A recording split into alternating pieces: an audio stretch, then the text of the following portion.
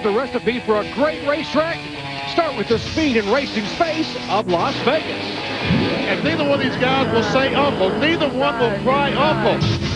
Sprinkle in a little two-groove side-by-side Pikes Peak action. Contact. Great job by Dennis Setzer to save that truck. And a dash of the draft from California Speedway. Sprague weaves his way down the backstretch, trying to break up the airflow. Bibble's got to make a kamikaze move on the inside.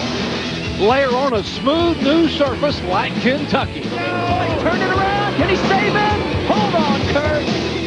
Kurt, you are living right. What you've whipped up is a crowd-pleasing favorite, ready and right for NASCAR's Craftsman Truck Series.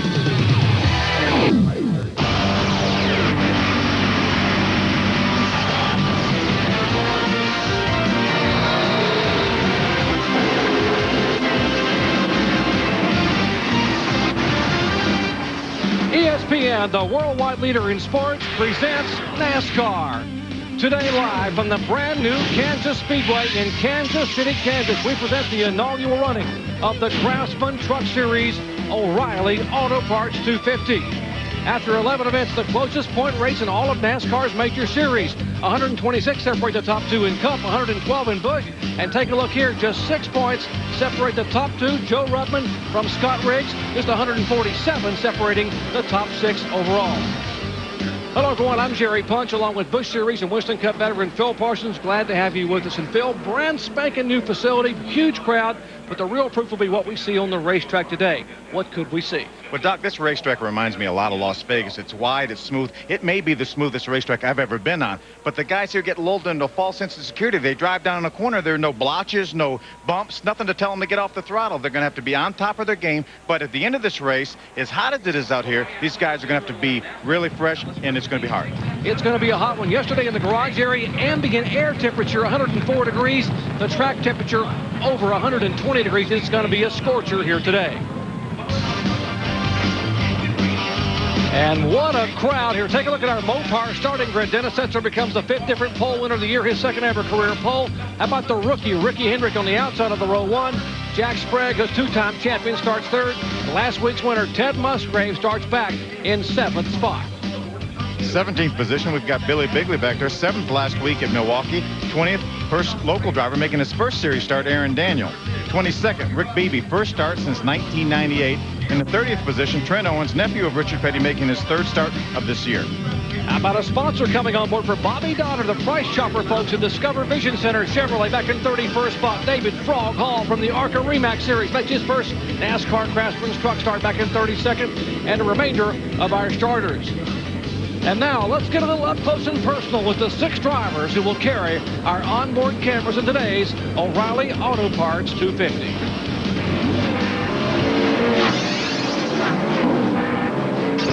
Hi, I'm Terry Cook. You're riding along with me in the Power Stroke Diesel Garrett Turbo Ford F-150. Hi, this is Brendan Gaughan. You're riding along in the number 41 TKO Dodge with the Orleans Hotel Casino and Target Saws and Blades. You're riding with me, Scott Riggs, in the number 2 Team ASE CarQuest Dodge. Hi, I'm Ted Musgrave, driver of the number 1 Dodge Mopar Parts truck. Come right along with me and see if you like this. Hi, I'm Joe Ruttman, driver of the Dana Dodge. I would suggest a helmet. Hi, I'm Jack Sprague, and you better hang on because you're riding with me in the number 24 Net Zero Chevrolet. And there is the Net Zero Chevrolet for Jack Sprague. How about a description of this racetrack? 1.5 miles around. It's an oval, 167 laps, is 250.5 miles. Banking in the corners, 15 degrees. Front straightaway, sort of a tri-oval area, 10 and point, a little less than 10.5 degrees. Back straightaway, almost flat. And the purse, $486,220. It's the inaugural event. And the pit window is still somewhat of a guessing game, I'm told, down in the garage area, Phil. Well, Doc, I talked to a lot of the crew chiefs this morning. They said, well, some of them said as little as 55, and some of them said as high as 75, which I think the 75 is a little bit on the outside. But I think it's going to be, just like we said, around 60, 65 laps. They are back to the 390 carburetor, which they ran in Texas. And by the way, you folks who watched our coverage in Texas, 11 different trucks, including 5 liters, ran out of gas with a 390 carburetor. So folks, stay tuned. Anything can happen. Glad to have you with us here at Kansas Speedway. What a crowd on hand for NASCAR's inaugural Craftsman Truck Series race as we come down for the green flag.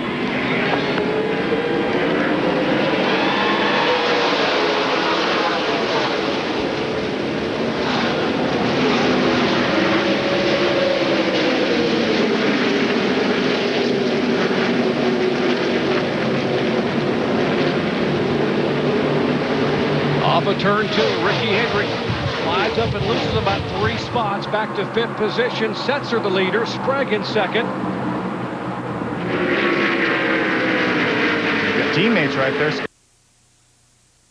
One truck side by side. Looking at a Scott Riggs on board. We already have trouble. One truck has spun around. That would be the 74 machine looping around over there. That's Jason Small out of Bakersfield, California. The Small Construction Chevrolet. Gets it going, gets turned around. I wonder, Doc, if the outside groove would be in right away. The IRL guys practiced this morning, and they were running some on the outside. So don't know exactly what happened to Jason, but around he went. If he made any contact, it was very slight. Well, first caution flag today coming out on the very first lap of the race. Jason Small looping it around, of course, from Bakersfield, California. And the first 3 events this year are 3 events early in the year for Joey Sontag, now coming back with their own family-owned team. Here's a look again. Top of your screen, he was already turned around there. We don't know if there was any contact. But look at Ryan Rose just get by on the outside. Looks like there was not any contact with the outside wall, so Jason should be able to get back going. Well, while we're under caution, let's check in now in the pits with our 2 pit reporters. First, here's Amy East. Thanks, Jerry. And we did talk about the unbearably hot temperatures here in the heartland of America. It is well over 100 degrees, just the ambient air temperature. Let's look at what the surface is showing us right now. Digital barometer is shooting at 132 degrees. Now, what that means is that the extra heat will generate into the cab of that truck, making it very tough for some of these drivers. So, Ray Dunlap, my question to you is, what are some of these drivers doing to help prepare themselves for these very hot temperatures? Well, Amy, I went through the garage and looked in most of the trucks, and 30 of them have cool boxes, which is like a mini air conditioner, and that will help the drivers a little bit. But I was odd to find that a couple of drivers didn't have anything for air conditioning. 2 of those, Ted Musgrave and Scott Riggs. Those guys said, we're going to deal with the heat today. But I don't think the drivers will have as hard a time as some of these crew guys will. There's a lot of air goes through the trucks, but the crew guys are standing down here on the asphalt, and look at these guys behind me. How crazy are they? They're wearing black suits today. I'd like to meet the genius that came up with this plan, right, guys? Thanks. Hey, Ray, I was talking to Fred Wanke this morning, and he was telling Ted Musgrave, who's, as you mentioned, one of the guys that does not have a cool box, he said, hey, it's not too cool on pit road either, so if you have to tough it on the racetrack, we're going to have to tough it in the pits. And Willie T on pit road for an unscheduled stop. Amy, what's the problem? Well, at the drop of the green flag, Willie T radioed in that his throttle was sticking, something you definitely don't want here at a very fast momentum track. So they are going to push it behind the wall and see if indeed something is hung up in the throttle linkage of that number 8 Dodge. Well, a tough break for Willie T Ribs and the Dodge owned by Bobby Hamilton, Bobby Hamilton Racing. Of course, Bobby Hamilton also owns the Joe Ruttman machine, the Dana Dodge, which is currently atop the point standings. The pace truck with Mike Dolan aboard pulls away, and Dennis Setzer will lead him down to resume the green flag racing.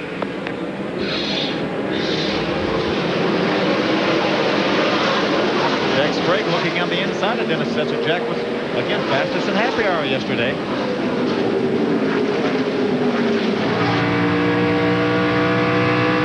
Ronnie along with Jack Sprague's net zero move camera. Sprague, of course, who led the bulk of the race last week at Milwaukee, led 167 laps, only to be passed with 30 to go by Musgrave after getting a set of tires. Didn't agree with his truck, a little bit tight, he said. And the week before, Sprague led 90 laps at Memphis, only to have problems with the cut oil line. If they ever can shake their bad luck, they're going to be hard to handle. Jack told me this morning, he said, I can guarantee you being fastest in happy hour does not necessarily mean you're going to win the race.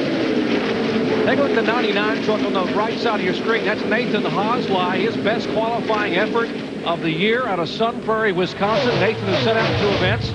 He finished 10th at Texas and set out while they had Greg Biffle and Kurt Busch come run Memphis and Milwaukee, respectively. 3 wide, going it down in the corner. Hosley starting in 4th spot, having a good run here early on. It's Nathan on the outside right there. That's Scott Riggs on the inside, the blue and white Team ASC Dodge. Following his teammate Ted Musgrave down in the corner. There's a look back from the Ultra Wheels Team ASC Dodge. There's the 41 of Brendan Gaughan, and he's going backwards a little bit. Settle down. We'll just settle down.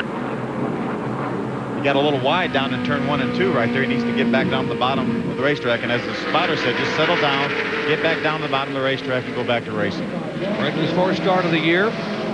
Finishing second his last outing in Texas. We'll show you what happened to Brendan here just a moment ago. Got a little on the outside, a little high. He's on the outside of Travis Cromwell right there in the red truck. He got a little bit high, wiggled a little bit getting down to turn 1. That's what a lot of the guys have complained about mostly on this racetrack, is getting a little bit loose, getting down in the corner. Brendan got a little bit loose, wiggled, and got up on the outside. You know, Phil, a lot of these drivers said this track reminds them of a small Talladega because of the smooth transition into the corners. There's so much turn, so you've got to get into the turn here, and you've got to be able to get in quickly. That's exactly right. And again, the guys complained about being a little bit loose getting in the turn. They try to get the trucks to turn so well through the center and off the corner that in order to do that, it loosens them up getting in. So it's a fine line these guys have to fight to get the truck where it's good all the way around the corner. A couple of the Hendrick trucks said they had to do something you wouldn't think you would do. You think you would do just the opposite, but they had to do something to make their trucks turn, and that's why they were so fast in that Thursday practice as well as in both sessions and happy hour yesterday. Now they're chasing is 41-year-old Dennis Setzer, but he's getting a challenge right now from the two-time series champion Jack Sprague. Jack got a good run on him. He got a good run, got in the throttle quicker than Dennis did in the center of the corner, but was not able to get underneath him off the corner that he needs to do to get side by side to beat him down in the turn. Setzer driving the same truck that he finished 6th with at Texas, also 13th at Dover early in the year. We mentioned it's his second career pole, 40 races since he won a pole back at Indianapolis Raceway Park in August of '99. He is, of course, a 6-time winner. His last win coming at Memphis 2 races ago. If you're right along with Jack Sprague. See Jack gain on him again in the center of the turn, but not enough to get up underneath Dennis Setzer. The thing is, right now, Jack Sprague, he needs that air, the clean air, to push down on the front of his truck so he can keep the truck down in the center of the corner. Right now, he's in dirty air because he's behind Dennis Setzer. He may have a faster truck, but it's hard to get enough momentum to get up beside Dennis Setzer. I know a lot of you fans watching at home wondering, what about tire wear for a brand new racetrack? A nice track that has so much grip. Well, Goodyear brought the tire from Texas, which all the drivers and crews that we've talked to have raved about. They really have. And the guys said, they probably need to change tires sometime tomorrow afternoon. I think it's when they may wear out. So it could come down to fuel mileage, and wow, that could make it very, very interesting. We're in the early laps of the O'Reilly Auto Parts 250 at Kansas Speedway. Back in a minute. Our ESPN coverage of exciting NASCAR Craftsman Truck Series action from Kansas Speedway is being brought to you by CarQuest Auto Parts. You'll find it at CarQuest. By Mopar, parts for Chrysler, Plymouth, Dodge, and Jeep vehicles from the dealership that sell and install them. That's the Mopar difference. And by Purolator, pure oil now, pure oil later.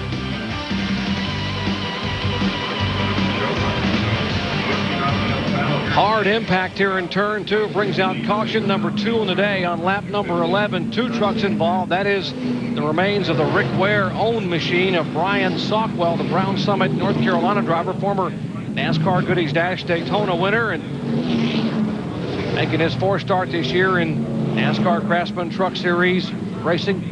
Sockwell able to climb out a moment ago. We'll show you what happened. Look at the top of your screen there. You'll see that's Trent Owens in the yellow truck first, and then there's Brian Sockwell in the 81 truck on the outside. We're not sure. It looked like there must have been some contact between the two, and real hard contact with the outside wall. That'll fire beneath the 81, the Cooper Wiring Devices machine, the Chevy for Sockwell.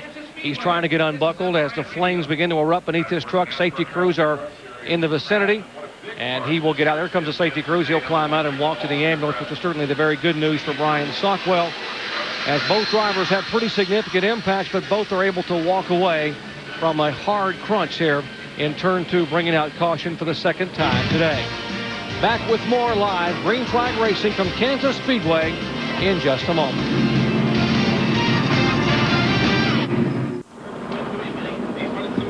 Back at Kansas Speedway in Kansas City, Kansas. 2nd caution flag today. There's the remains of the Rick Ware owned machine that Brian Sockwell was driving a moment ago when it came into a hard contact in turn 2, probably over 170 miles per hour. He was involved also with the youngster Trent Owens, a nephew of Richard Petty, driving for Covenant Racing, and Billy Ballou, who made his 3rd start of the year. He's standing by with Ray. Trent, looked like pretty hard contact out there. You all right? Yeah, I'm fine. The truck's a little tore up, but We made it through the first wreck. The guy spun, but then the second time, another guy, I think the 81 lost it going down into one. And I thought he was going to spin the inside, went the outside, and he overcorrected. And if I hadn't been there, he'd have probably hit the wall head on. So he's probably thankful I was there to hit, but it was a pretty good lick. But I think we're going to park the truck for today. We was just hoping to stay out and get a good finish for Dickies. And, you know, this has been a tough weekend for us. We had poor qualifying, but we kind of moved up through the field, and we had a really good truck. But, you know, I just want to thank Dickies for the opportunity, and we'll be back in Texas. Okay, that's Trent Owens out for the day. And this is the third of 5 races Trent will run. The 26-year-old, as I said, nephew of Richard Petty. His dad, the late Randy Owens. His stepdad, Barry Dotson, who runs Eel River Racing in Winston Cup. So a couple of pretty good guys involved in that family. Will also run Texas and California. And how about a guy who got some seat time earlier this week? Thursday in the open test session, a very special NASCAR Craftsman Truck Series visitor. Doesn't look like Travis Quapple. Looks like Phil Parsons, our own ESPN NASCAR Craftsman truck analyst, climbing aboard the Cat rental machine, courtesy of Mike Addington. He said, I'm not going to go very fast. He said, I'm just going to go out and take a couple of laps at the end of the day. Well, folks, I'm here to tell you he ran less than 5 laps. And in Thursday's test session, he would have been in the top 20 in overall speed. In fact, I'm told that he's going to drive that truck later in the year. Yeah, Mike Addington got off the truck, and the owner, I want to thank Mike Addington and Rick Renn, all the guys on the Cat Rental Stores team that Mike said, you want to drive this thing? You want to drive this second truck? And I said, no, I think I'm going to be busy during the race, but I appreciate it. It was a lot of fun. Really, I obviously hadn't been on this racetrack, so I wanted to get a look at the racetrack and hadn't been in the trucks before. So, you know, it was really funny. Once you got in the truck, you know, I look around and there's so much room in the cab. It's a full 8 inches higher than a Winston Cup car or a Busch car. There's so much room in there. I couldn't reach my helmet that we usually hang from a roll bar at the top of the truck. But once you get on the racetrack, you kind of zero in off the windshield, and then it all looks the same. So it felt very much like a car once I got on the racetrack. Yeah, don't get too comfortable. We need you up here, folks. He was in the top 20 in speeds in less than 5 laps, our own Phil Parsons. Back with resumption of green flag racing from Kansas Speedway in just a moment. Kentucky Speedway and its diehard racing fans gear up to welcome back the NASCAR Craftsman Truck Series. Last year's inaugural race saw some of the most exciting wheel-to-wheel truck action, all in front of the 50,000-plus crowd. Turn on the lights and turn on the racing as the trucks take on the Bluegrass State next Saturday, 8 Eastern Time, right here on ESPN. Little battle of the NASCAR Craftsman Truck Series style with the Bluegrass State, the Kroger 225. And we'll talk about another beautiful racetrack, Kentucky Speedway, where you ran the Busch car earlier this year for Kerry Agajanian and company. What a great facility. It sure is. This is just like this facility. It's amazing the facilities that they build nowadays. Again, everything you would want in a facility here at Kansas and also in Kentucky. Well, let's check in the Dana Dodge pits of Joe Ruttman with Ray. Well, Jerry, some interesting strategy may play out down here on the track today. Phil made a joke at the top of the show that the tires could go most of the day. Well, I'll tell you what, some of the crew chiefs are actually considering not changing tires today. They'll definitely need fuel on the pit stops. Now, most of the guys are planning on coming in here probably on lap 60 for their first pit stop if they have that option. But a few of them were going to change rights. A few of them actually have talked about no tires at all. Now, Danny Rollins is the crew chief for Joe Ruttman, and he is on top of the box, been talking to Joe. Their truck's a little bit tight. But you notice Danny does not have a hat on today. And I told him, you're really top of that noggin with all that skin showing. He said the races that we've won this year are the 2 that I did not wear a hat. So he says, I don't care if all the skin peels off my head. I'm not wearing a hat today. Maybe we'll get back to victory lane. All right, well, Danny is, none of these guys are very superstitious, but the sun is beating down on Danny's noggin right now as we still work caution for the second time today. We'll come back with more green flag racing from Kansas City in just a moment.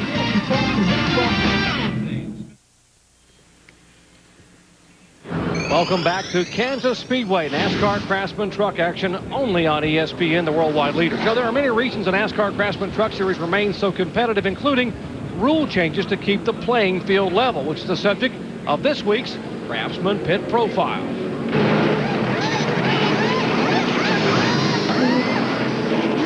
As the rules continue to change in the NASCAR Craftsman Truck Series, the officials are looking for just the right balance of speed. And one way to do that is with air into the engine. Now, this is the air element we've used the last couple of weeks. It's an open system where the entire air element is exposed. Now, by putting that on the carburetor, you're actually drawing in ambient air from inside the engine compartment. Now, this air right in here might be 100 degrees hotter than outside air. And when it's sucked into the carburetor, that's very warm air. So this week they've gone to a ram air induction. Outside air goes into this system, down a tube, and into a completely closed-in element. Now, this is much cooler air. This air may only be about 15 degrees warmer than outside air temperature. So it's much, much cooler than the old system. And much cooler air makes a lot more speed. And engines are just like athletes. The better an engine can breathe, the better it can perform. Like a distance runner, if you have to breathe hot air, you can't run as fast. If you can breathe cooler air, you can go a little further and be a little more efficient. That's exactly right, Doc. And also, NASCAR wondered about the size of the cavities where the engines go, and the different makes was different. So this is one way of equaling that playing field. Green, green, green. Couldn't have said it any better myself. Going back to green flag racing, as you hear the spotters tell the drivers up front that the green flag is waving from Dion Henske, and Dennis Setzer pulls down and will lead him down to turn one with Jack Sprague in hot pursuit. Back in third spot is Ricky Hendrick in the 17, the GMAC Chevrolet. They are side by side for fourth. It's a good sign right there that the lead lap trucks were able to get on the outside of those. Look at Joe Ruttman on the inside, making it 3 wide, going down into turn 3. But the guys are able to make some good time on the outside of the racetrack. That should be made for some really good side-by-side racing. Here's a challenge for the lead. Sprague. Looking inside to the door. He's there, clear by the 24. We saw Jack working and working and working, trying to get that momentum, trying to get a run on Dennis coming off the turn. Finally was able to get it done. See Ted Musgrave in the one truck right there. He's trying to do the same thing to Ricky Hendrick. Now Ricky Hendrick's pulling up on the inside. And here's the 50 truck. John Wood spins, and the trucks go by on both sides. So far, everyone has missed him off of turn 2. But Wood coming off 2 impressive performances at Memphis and Milwaukee, finishing 14th and 12th. Spins the Eldon Ford for Jack Roush Racing, and try to catch up. Don't get going too fast if a tire will blow. Apparently a tire going down. That's Max Jones, who's the team manager and the spotter, high above the grandstands, talking to the young 19-year-old John Wood. The good news is, Doc, he did not hit anything, so they can get some fresh tires on there, and he'll be back to racing. If we can show you again what happened a moment ago over in turns 1 and 2. It was up high, right up against the wall there. There's the lap truck of the 74 of Jason Small, and don't know if he maybe kind of pushed John up a little bit, so he got up in the loose stuff. And around he went. You see him on the outside again of Jason Small, and around he went. So I'd say there's probably a good chance that he went to go on the outside of Jason Small, and Jason may not have known he was there and actually went up a little bit too high, trying to give other lead lap trucks on the inside somewhere to go. So got up in the loose stuff, and around he went. Last week at Milwaukee, actually, John Wood spun the truck and saved it out of the wall. And even though he had the spin, he came back to finish in 12th position. So it wasn't a bad omen for the Eldon folks at Milwaukee 1 week ago. Working caution for the 3rd time today. After 22 of 167 laps, they are chasing Jack Sprague, who is our leader. Back in just a moment.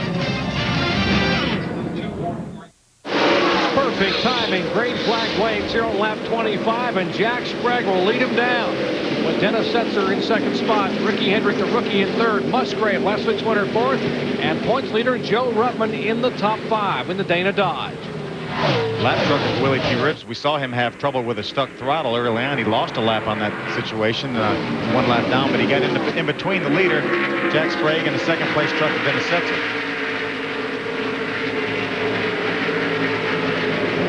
Matt Crafton in the bright yellow truck back there, got hung behind Willie T on the outside, nowhere to go, losing several positions. They're 3 wide with the MB&A machine of Coy Gibbs on the inside. Now Crafton gets by Willie T as they go underneath the Dodge machine. There's a 20 and 88 side by side. Looking out of Terry Cook's on board, the Power Stroke team. First of 6 races, sponsorship for the fine folks from Power Stroke on board the K Automotive Ford. Terry coming off a great run last week at Milwaukee, where he qualified 5th and finished 4th. Currently being shown back in 12th position. They struggled in practice on Thursday and in qualifying on Friday, but were a little bit better in happy hour. And Terry and Bob Keselowski both said they thought they'd be better in the race today. They're doing a good job. They've had a great year. They've been very competitive week in, week out.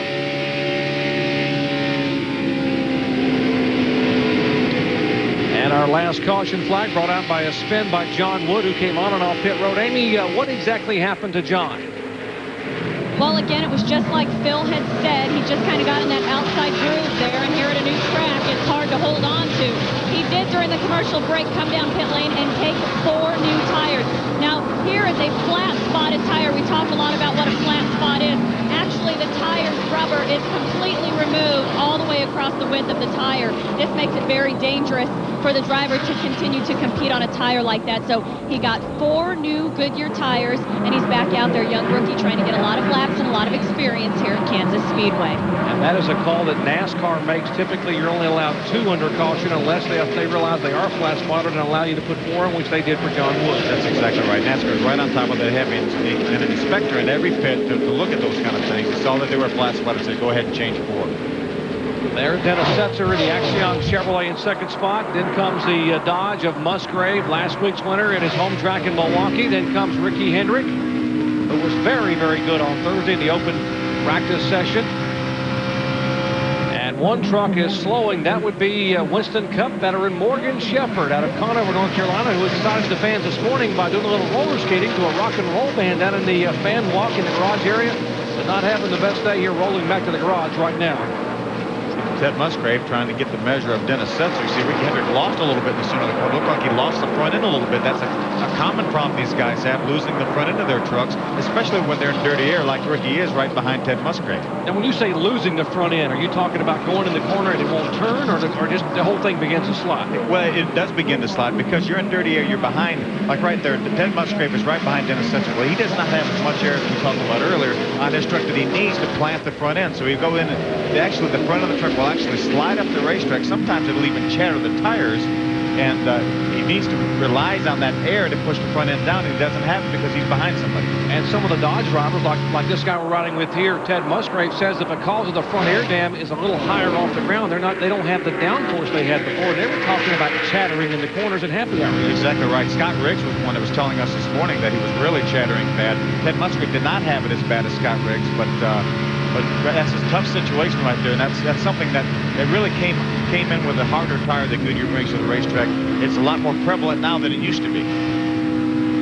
We told you Ted Musgrave won last week at Milwaukee, and on the airplane back to Charlotte, as he walked on the airplane, which was full of NASCAR Craftsman Truck Series crews and drivers, everyone stood and gave Ted applause because of what he had done. That was a very popular win because he's very, very well liked in the NASCAR Craftsman Truck Series. He becomes the first 4-time winner this season in the competition, 2-time pole winner. Average finish is just under 10th. And look back at when Greg Biffle won 9 races in the NASCAR Craftsman Truck Series in '99. He had only won 2 at this point in the season. Musgrave has won 4, but Biffle didn't win the championship that year. That's exactly right. So just winning at the most races does not necessarily correlate to winning the championship. But I probably should have. It should have, but I'm not going to count Ted Musgrave out of this championship yet. There's Setzer, Musgrave, and Ricky Hendrick. Second, third, and fourth. Ricky's mom and dad, Linda and Rick Hendrick, on hand to watch him. They would love, that would be a very emotional victory lane if the young man could pull off his first win here in major NASCAR racing today at Kansas Speedway. Good side-by-side racing between Terry Cook on the inside, Matt Craftsman on the outside. We saw some pretty wide racing while we were getting that report from Amy on the flat-spotted tires of John Wood. And these guys were involved in that. There you see Corey Gibbs on the inside going out of your screen. Scott Riggs on the outside. Corey Gibbs has been awfully impressive the last 3 or 4 races. When they started putting the Mark Conquest Winston Cup engines in the truck, all of a sudden they started running well. Well, they did a little bit of contact earlier on there just a moment ago, but yeah, you're right. Mark Conquest engines, and they build the engines for Bobby Labonte and Tony Stewart. Here's the contact we were talking about a moment ago between Crafton and Terry Cook. Just a little bit of a nudge, but that nudge will be enough to make me hiccup at about 170 miles an hour as the average speed here, over 160 per lap. We've got to remember, we talked about earlier how hot it is out here. It's probably 125, 130 degrees inside those trucks right now. and at least 2 drivers went to the infield care center this morning and took IV fluids. Neither one had been feeling that well. On the bottom, the green 73. Terry Cook, the driver we're riding with right now in the Power Stroke Diesel, he was one of the 2 drivers. He's been ailing a little bit, went to get some IV fluids. And Carlos Contreras, the driver from Mexico City, Mexico, drives for Richard Petty in the Hot Wheels Dodge, also on for IV fluids. Folks, if you just joined us, the air temperature is about 104 degrees down in the pits. The track temperature over 135 degrees, which makes it about 145 inside these trucks. It's a hot one here at brand new Kansas Speedway. Back with more live action in just a moment.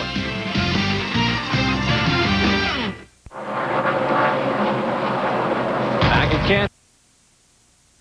Truck action, the O'Reilly Auto Parts 250, the inaugural NASCAR event here for the NASCAR Craftsman Truck Series. Sprague, Hendrick, Musgrave, Setzer, and Quaffle. There 6 through 10, and Rubbin, Gibbs, Riggs, Crafton, and Crawford.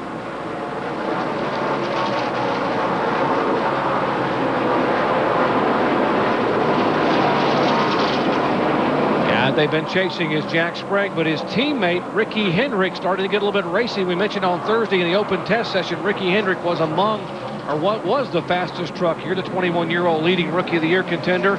And I'm told that the Hendrick Automotive Group, his dad Rick Hendrick owns a bunch of automobile dealerships. One of the largest they own is Superior Chevrolet right here in Kansas City, and they've got a huge group here up at the Hospitality Village in turns 1 and 2 to watch Ricky race. So wouldn't that be special for him to get his first major NASCAR win in front of so many people, including Mom and Dad? Sure would be. I talked to Lance McGrew, his crew chief, this morning, and he said he's never seen Ricky as excited about this truck. Now, as you watch Ricky Hendrick on the racetrack, let's get down and talk with another young driver who had troubles here earlier today, right? And Jerry, that would be Brian Sockwell, who's back out of the garage. It looked like an awfully hard hit. Did that one hurt? I thought it was going to hurt a lot worse than it did. If I had it saved, went the corner and the truck got sideways, touched the apron with the nose, spinning, and it sent me straight in the wall. And I hated for the 49 truck because he had nowhere to go. And I want to say I hated my baby girl Cassidy at home. She's been feeling bad, but I really hated for these guys also. They messed up a good truck. We had a good run today. Well, the bad news is Brian's out of the race. The good news is he got a good night's sleep last night, which he hasn't had many with that new baby dog. And he'll be back next week at Kentucky driving for Rick Ware and hopes to have his own truck back in action later on in the year. He ran at Daytona in Texas. Daytona on his own truck in Texas in the 0 for Lonnie Richardson. Tough break for Brian Sockwell. Well, we've seen this, the act in this play before. The 24 truck, Jack Sprague, dominated today at Memphis 2 weeks ago. Leading 90 laps, having an oil line come off late in the race. Ended up not winning. He dominated even more at Milwaukee last Saturday, leading 167 of 200 laps, only to be passed with 30 to go because of a truck getting a little bit tight after a tire change. He did not win. And once again here, he has dominated here, leading 24 laps. He has led the most laps thus far. See, Ricky Hendrick right now is running in second position. He's a little bit quicker that lap than Jack Sprague, so he's actually closed down about a second of Jack's lead. Jack had about a 2-second lead when Ricky was able to pass Dennis Setzer for the second position, and now it's down inside of 1 second. So Ricky Hendrick is on the move. By the way, a moment ago, you saw that 50 truck of John Wood. He is not on a lap down. He is on the lead lap. As you see, the unscheduled pit stop here at lap 45 for the Power Stroke Diesel Ford. Got an opening wall right in front of us. Right in front of us. Right where Brian is. And Ray, he's going behind the wall, right? Yeah, Jerry, they're going to have to put a new carburetor on the number 29. Terry's been calling in saying the engine's been shutting off and turning back on, shutting off. So they're not sure. They think maybe it could be a clogged fuel filter, but they're definitely going to have another carburetor ready. And he will be behind the wall for a number of laps here while they get ready to fix that problem. Boy, he has run so well all year long, coming off another great finish last week at Milwaukee, and they get the first week for the Power Stroke folks. Terry so excited, said, I want to take the first diesel to victory lane in the NASCAR Craftsman Truck Series competition. We'll update him behind the wall now under green flag competition at lap 47. He's obviously going to be out of contention for this race, but he'll be back strong in Kentucky. Here's a battle for 7th spot. Scott Riggs, the Ultra Wheels, Jimmy Smith on machine. Trying to hold off Matt Crafton in the 88, the fast track driveway sealer, Duke Thorson on Chevrolet. Craftsman getting a challenge from Rick Crawford, who saw a 32-race streak of finishing events come to an end last week at Milwaukee when he had engine failure with 28 laps to go. So Crawford said, no problem, I'll just start another streak and maybe start it with a win at a brand new racetrack in Kansas. We saw Rick get underneath Matt Craftsman coming off turn 2. You see Billy Bigley back there in the 75 truck trailing this group right here. He actually got against the wall in practice the other day, and he actually got against the wall at Darlington with the same truck in practice. So he said, I don't know if it's me or if it's a truck, but for whatever reason, he wants to hit the wall in practice. He said, we're going to nickname this truck Wall-E. We're going to call it Wally. Riding along with the O'Reilly Auto Parts Dodge, and Joe Ruttman, our points leader, off the pace, Ray.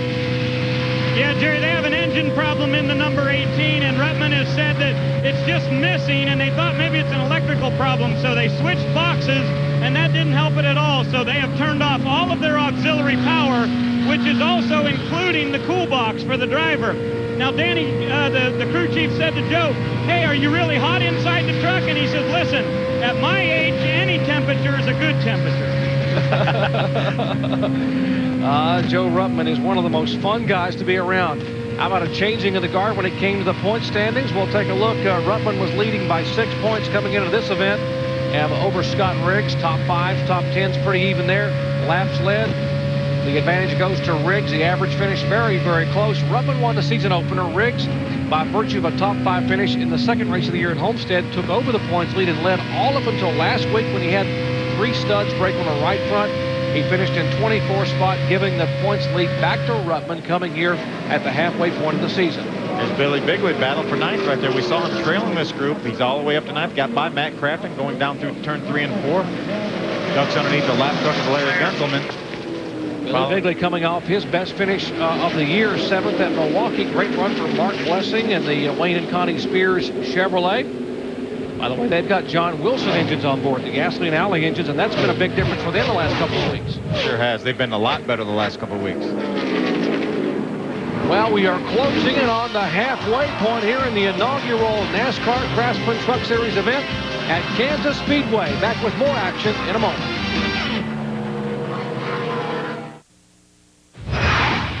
Three was the magic number for 2 drivers in St. Louis.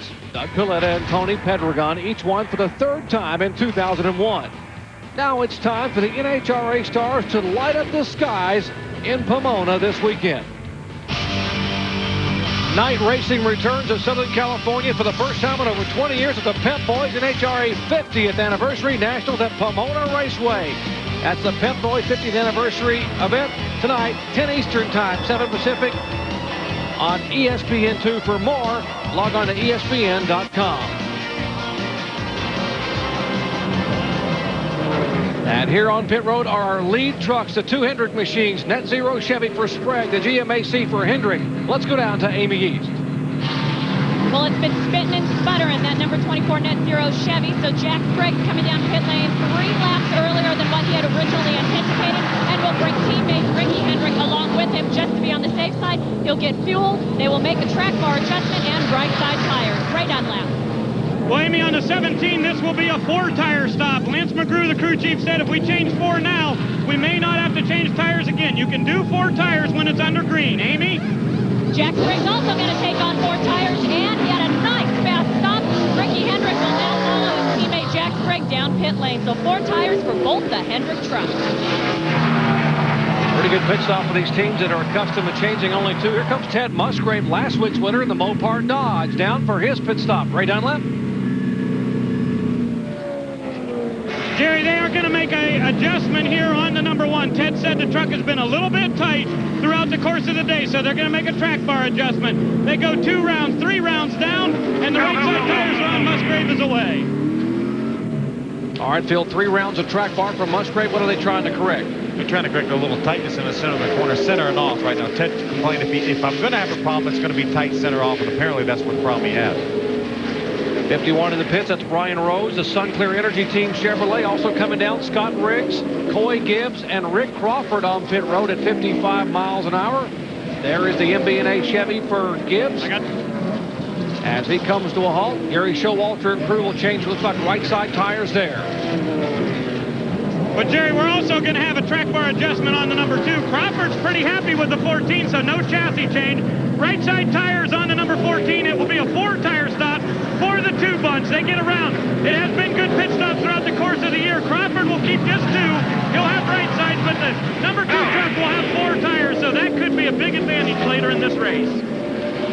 Well, indeed, it could be, Ray. Here comes a 75 of Billy Bigley, the Spears manufacturing truck, coming off his best finish of the year, 7th last week at Milwaukee. Bigley, there's the crew, Mark Blessing and company, going to work changing left side tires. So they opt for left side only, because if they're going to change 4, then they're going right first. Yeah, a little bit of surprise right there. And how about Joe Ruttman's pit stop, Ray? Well, Danny Rollins, the crew chief, does change those right tires, the front tires, and they've decided 4 tires. You couldn't give up that ability to have those fresh tires. There is 1 tire loose on the track, though, that they got to get that back before Joe can go. They get that tire back, and Ruttman will have 4 fresh tires. All right, the points leader down and away here on lap 60. So we are 60 laps in as leaders' pit stops continue. Dennis Setzer's coming in the pits now. He was our leader. Dennis is going to come in the pits. There's the Axiom Chevrolet Setzer, who was our pole sitter. Let's go down to the Axiom pits in Amy East. Well, at 55 miles per hour, makes pit lane seem like eternity. But the Axiom crew is ready to give Dennis Setzer 4 tires and fuel. They actually felt as though they had a little bit better fuel mileage, and they're proving that is true from those Hendrick trucks because of the gearing package underneath this Chevrolet. So they're now on the right side, not going to make any chassis adjustments. Dennis is very happy with his Axiom Chevrolet. They'll go for the 2nd can of fuel. Little slow on the right rear, now to the left side, so a decent stop for this crew. But right now they're just looking at getting all 4 on and 2 cans of fuel. Let's see exactly. Still about 24.1 for Dennis Setzer. Not too bad, not the fastest here on pit lane, but a solid pit stop for the crew. And there's the big white truck for Randy Tolsma, the Team Renzi machine. They came in for left side tires. Lance Norick in the Advanced Bearing Chevy. What about the 61 pit stop, Ray? Well, Jerry, actually they did 4 tires on the number 61 and a big wedge adjustment. Now the 60 is coming down pit road right now. This is the truck that probably has made the most improvement throughout the course of the day today. Rick Wren has said, let's do a chassis adjustment. They're going to go down 1 round on the right rear spring there, and this will be 4 tires also. So as Travis Quappel gets here, they go to the right side. Crew is on that, working on it. Very important to get all the fuel in here. This is critical today because, once again, we could have a green flag race today. Little chassis adjustment, as I said. They went down around on the right rear. Left side comes around here a little bit. Just a little bit of a hang-up on the left front there. They get the crew ready to go. They're over 20 seconds for that pit stop. About 22.5. Yeah, as Ray mentioned, they went down 1 round on the right rear. That means he was a little bit too tight. He wanted to loosen up a little bit. And Randy Tolsma back in. Ray, tightening lug nuts? Yeah, on the left rear, Jerry. They must have missed a lug nut there. They only had to replace 1, but that time that he spent coming back down pit road will be very costly. At 55 miles an hour, Tolsma, who had not qualified that well when the big white truck was running up in the top 12, that truck had come toward the front in a hurry. How about Brendan Gaughan? His 4th start of the year in NASCAR Craftsman truck competition, driving for TKO Motorsports, a reigning NASCAR Winston West Series champion, and a 3-time winner this year in Winston West competition, including a win at Monroe. How about another Winston West guy on pit road, the 72 truck of Steve Portengay? This is the 2nd time Steve has driven this truck. He drove it out at Mesa Marin for the McDonald's. Steve led the Winston West race here last month, had a 2-tire stop and broke the rear end, leaving pit road, ended up finishing 18th in his Roto-Rooter Chevrolet. Would love to come with Roto-Rooter and run full time. Next year, that is the Randy and Merrill McDonald owned truck that Jimmy Hensley's been driving. By the way, Jimmy will be back in that truck next week at Kentucky, according to Randy McDonald. So Steve Portengay running full-time in the Winston West Series, currently 4th in the points. Will be pursuing the Winston West title and maybe coming full-time to NASCAR Craftsman trucks next year. He ran full-time, by the way, back in 1995. How about the fuel mileage that Brendan Gaughan's getting in that 41 truck? Almost 10 laps farther than Jack Sprague and Ricky Hendrick got in with their Chevrolets. Riding along with Brendan Gaughan, the TKO Motorsports Dodge. Todd Meyer is the crew chief. Mike Ferris owns that team. Brendan will run, we are told, Chicago and Texas with this team, and maybe go back with his own team, the Orleans team, but he's his Chevrolet, and will run Las Vegas, Fontana, and Phoenix. So he may run as many as 9 events this year, and we are told might come full-time in 2002. Talk about a rising star in the series. Brendan Gaughan finished third at Mesa Marin, where he led 25 laps. His best finish, you see, Texas this year, where he started back in 30th position, led 9 laps driving this Dodge, and finished in runner-up position. Great couple top 5s right there out of the 3 races that he's run. Outstanding. We're expecting him to come in the pits any minute now, but of course I was expecting him about 10 laps ago, so he's getting some great fuel mileage.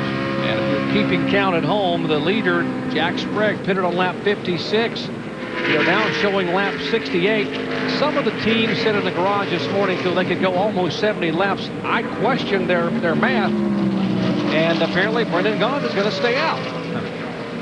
So we'll take a quick break and come back and see if the leader indeed will pit, as they are getting ready down in the 41 pits for their pit stop when we come back.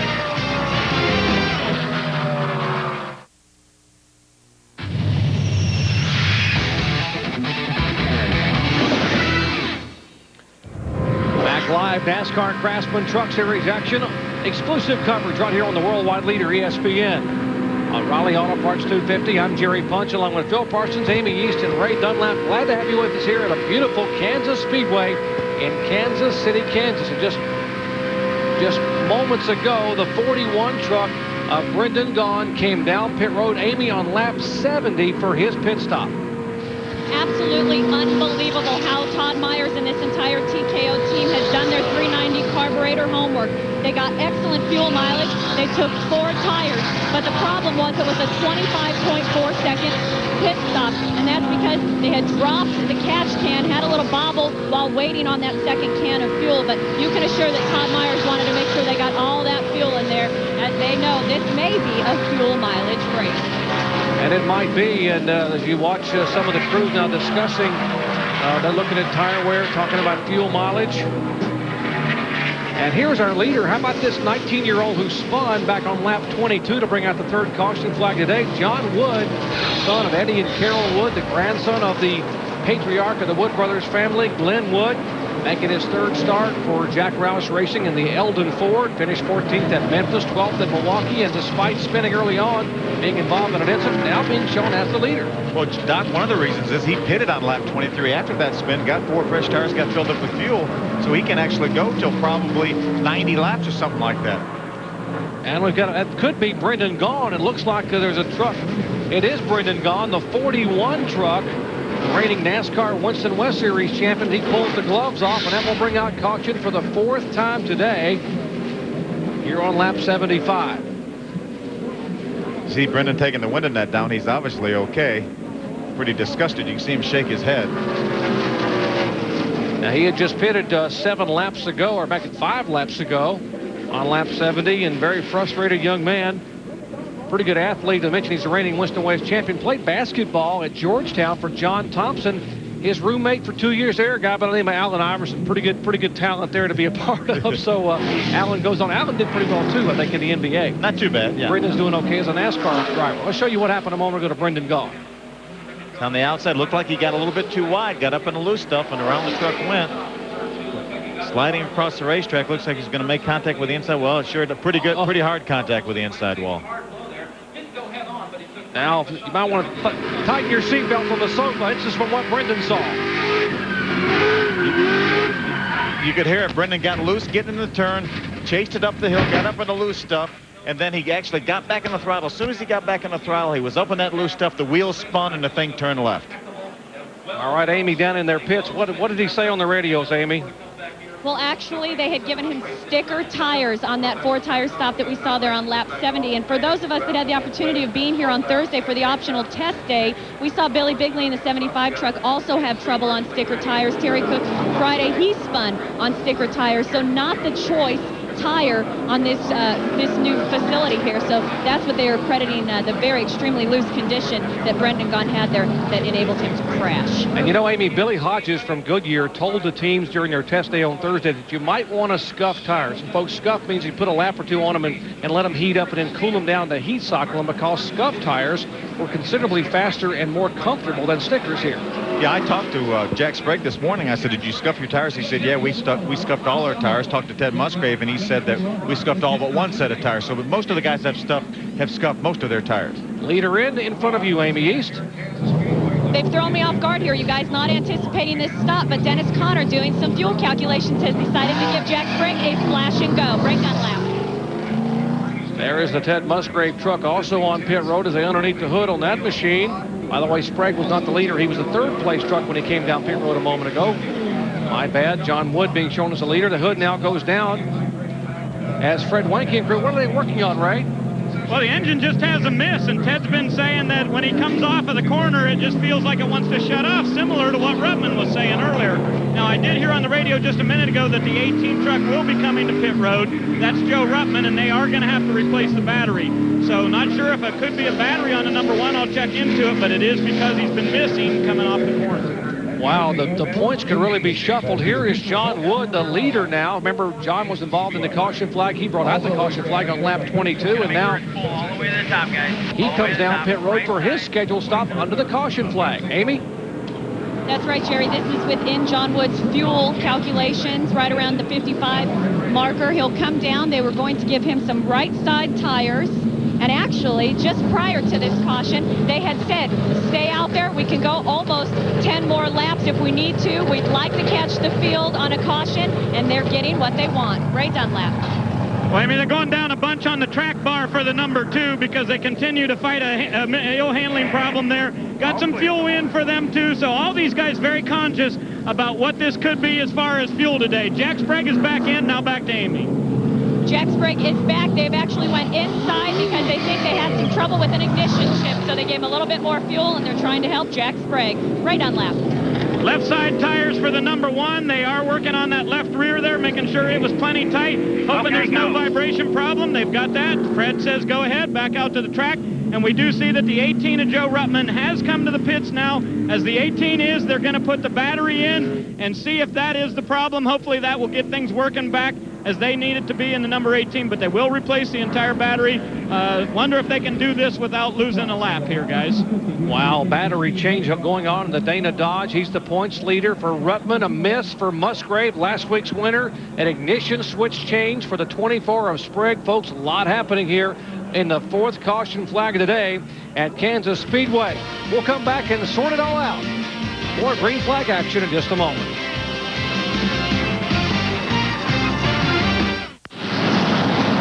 Welcome back to Kansas Speedway, where the pit lane action has been fast and furious as young Ricky Hendrick now comes down for some water. He is very hot inside that truck. Actually, he said his rear end is starting to burn. And Phil Parsons, I'm sure you know what it feels like in the cab of that truck and just how hot some of these drivers really are. Well, Amy, you're exactly right. And the thing is, Ricky Hendrick does not want to pour water down his back and let it get in the seat, because all it's going to do then is just turn into steam. So it's a tough situation. There's not a whole lot you can do about it. And you end up boiling yourself with water, and Joe Ruttman sitting in the pits in front of you, Ray.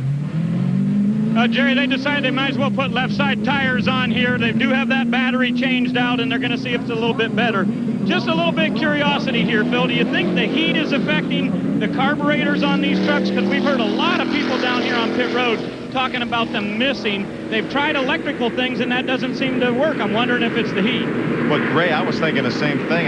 Sometimes when you have a situation there's so much temperature that maybe the things will vapor lock. So I wonder if maybe that's something that maybe happened, is the trucks maybe actually vapor lock because of this ungodly heat. And once again, it is 104 degrees air temperature. That's the ambient temperature. 134 now on pit road and over 140 on the racetrack. It's got to be well over 150 inside these trucks as we get set for a restart here just past the lap 80 mark. We call that cruel and unusual punishment, as hot as it is in those trucks, Jerry. And look at the crowd.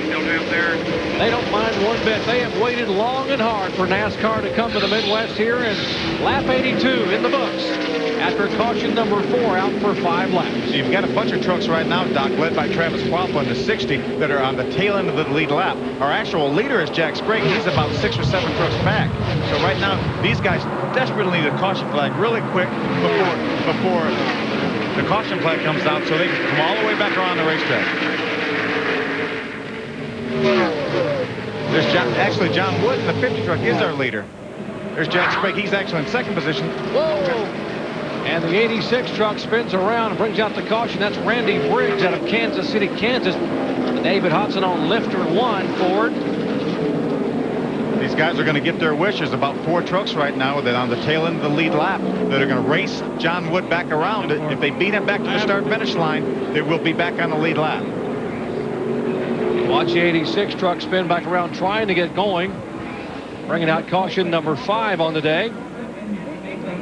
And there is John Wood, the leader. And some of these guys will beat him back. They will beat him back to the start-finish line and get their laps back.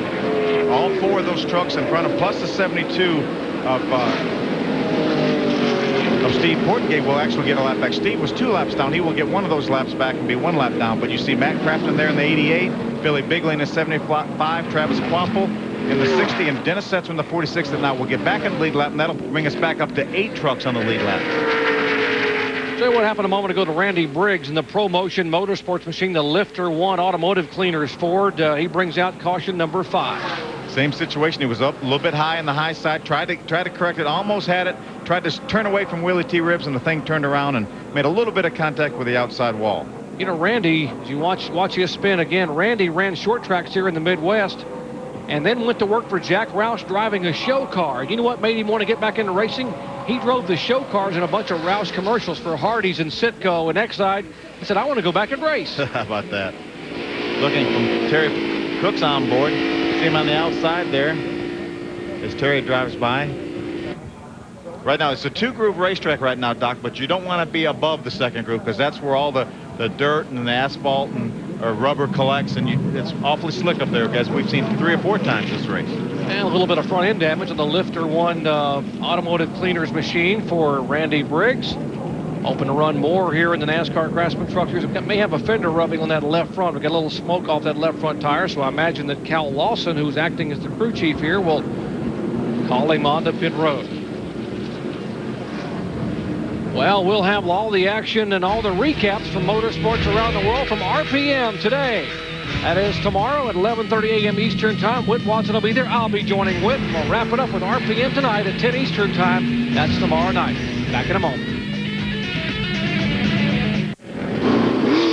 Welcome back to Kansas Speedway again. More pit stops taking place here as Dennis Setzer, our pole leader, just came down for right side tires. We also saw John Woods come down for lefts, and we're seeing the 75, the 18, and a lot of people taking advantage of this caution. Indeed, Amy. John Wood, the leader, was on pit road. To the attention of the Roush team. Also, Travis Quapple was in front of you, Ray.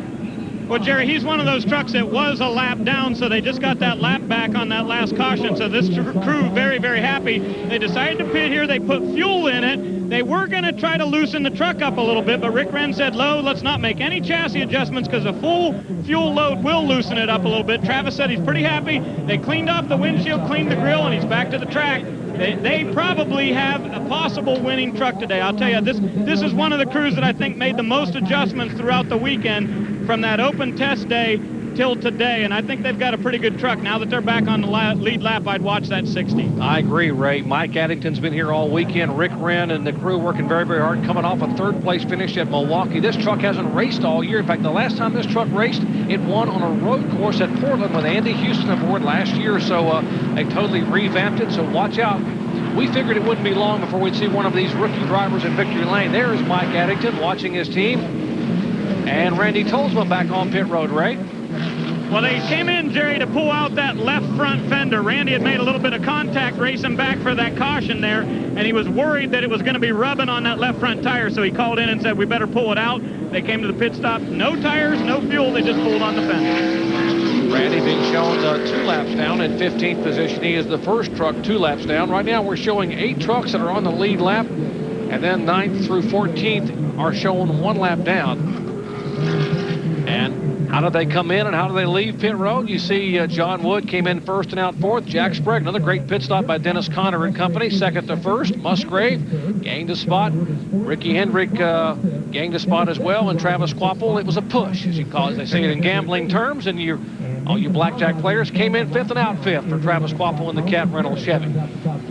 Another good example of Jack Sprague's pit crew here. We've seen them. They've had some trouble this year, but when they've been on, they've really been on.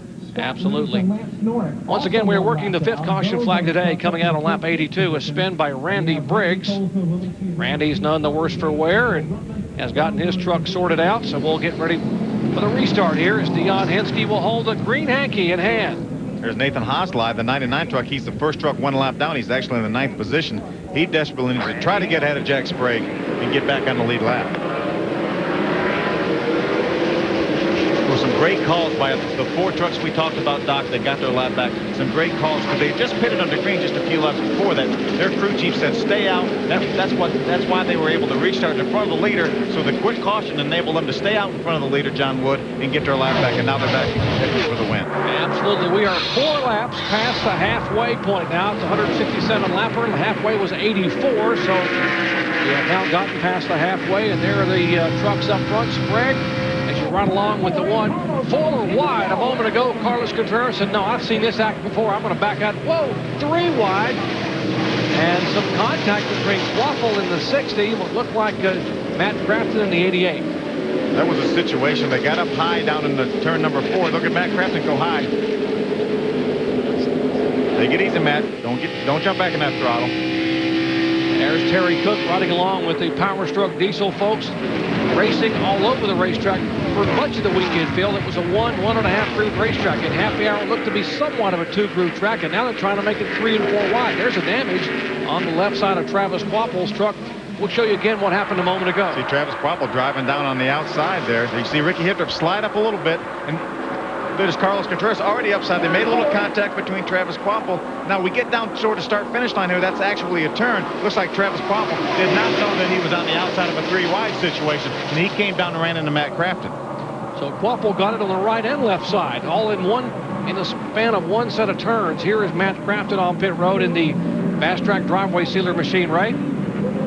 But Jerry, he just came on the radio and felt a bad vibration, said they must have a flat right front tire. So they bring the number 88 to the pit road. They put right sides on it for Matt Crafton. Yeah, Ray, a lot of times we saw the contact between Travis Quapple and Matt Crafton. It was on Matt Crafton's right side. A lot of times that'll tear the valve stem out of the tire, and then the tire will slowly deflate, and pretty sure that's what happened to Matt Crafton. Matt having 7 top 10 finishes in the last 8 starts, including a 9th last week at Milwaukee. Once again, here are the 2 trucks that decided it last week at Milwaukee, with Jack Sprague leading the bulk of that race, only to have Ted Musgrave in the Mopar Dodge pass him with 30 laps to go and take the victory in his home state. They are being shown 1-2, looking back from the Net Zero Chevrolet for Sprague. You see Ted Musgrave, he's ducking the left side of his truck out of the airstream of Jack Sprague, trying to get a little clean air, trying to push the nose down on that truck so he can get underneath him coming off the turn.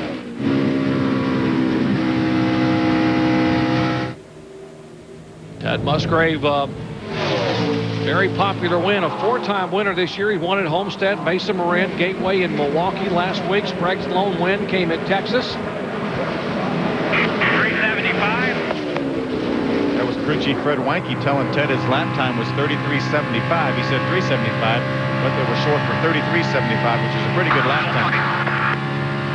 Okay, 10-4, I'll make an adjustment. Ted's asking for an adjustment. Fred said, okay, I'll make it on the next pit stop. About 74 laps left in this race, so we know that everyone has to make another pit stop. Yeah, the most anyone win, I think, was 70 laps. That was Brendan Gaughan, and he is gone from the race right now after that incident where spinning off of turn 2 and having some pretty hard contact with the inside wall. I told you Travis Quapple got hit on the inside and the outside. He apparently is having some tire rubbing. As you see that the truck, when it goes into the corner and I guess unloads a little bit or loads down, we'll watch for smoke off the left front. Yeah, as you go down in the corner, the front of the truck comes down. You touch the brake maybe a little bit, the front of the truck comes down. So that's as low as it's going to be, and that's when we see the tire rub.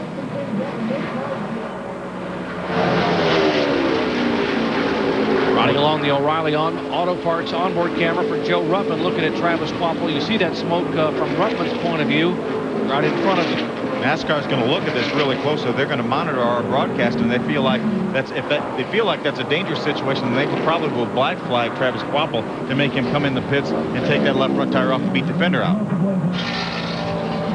Well, I'm here with Fred Weinke. Fred, we saw you guys go under the hood. We thought valve springs. Now maybe vapor lock. Is that what we're thinking happened to you guys? And exactly what would make that happen? You know, I really don't know what happened. It just wouldn't turn any RPM. I don't know whether it's vapor locking, whether the heat's doing something to it. Now it's running fine again. We're just a little tight. We didn't try to do any chassis adjustments the last time because we were just running wide open. The motor just, was down about 600-700 RPM. Now it's running good again. So, hey, we'll just ride it as long as we can. One of those racing mysteries that we see so often down here on pit lane, but kudos to Fred Wenke for giving his driver an opportunity to be in contention to get another NASCAR truck win. Well, don't you love the honesty? Mr. Wizard, Fred Wenke, we don't know what happened, but it's running good now. That's all that matters right now. I love Fred Wenke talking to Amy East down there, and it is running awfully well because he is 1300ths of a second, folks. That's about a half a truck length behind the Net Zero Chevrolet. We are showing 7 trucks right now on the lead lap, with Sprague the leader, then Musgrave, then Ricky Hendrick, then John Wood, the 19-year-old. What a day he's having for Jack Roush racing in the Eldon Ford, folks. Then Dennis Setzer, the pole sitter. Billy Bigley is 6th, and Travis Quapple limping along with that left front tire, rubbing a little bit off and on in the Cat Reynolds Chevrolet. He is the last truck on the lead lap in 7th position. As we approach the 100-lap mark, they are chasing the man they call Big Track Jack.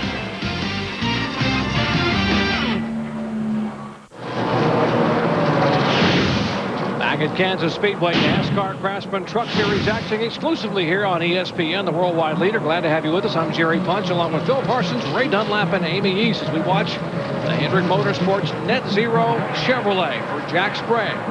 Pull away now by about 0.4 of a second over Ted Musgrave. And a moment ago during the commercial break, we were eavesdropping on Musgrave's radio, and Fred Wenke said, It sounds like he said that maybe it's vapor locking. He didn't know exactly what was wrong with the thing. As he said during our interview, he said he wasn't sure exactly what was wrong, but during the break he said he thought it might be vapor locking. So, see Billy Bigley on the inside of Nathan Hosley right there. Billy's up in the 6th position. Nathan is 11th, 1 lap down.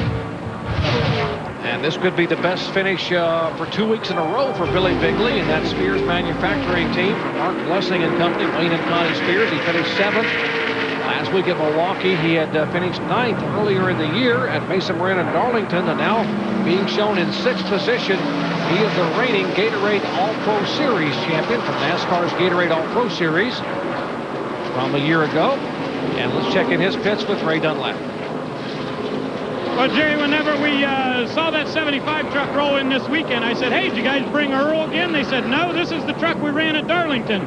But we slammed it in the wall there, but after that, it ran pretty good. So Billy slammed it in the wall again on testing day, and it's running pretty good. Now, we do expect the number 60 to come down pit road this time.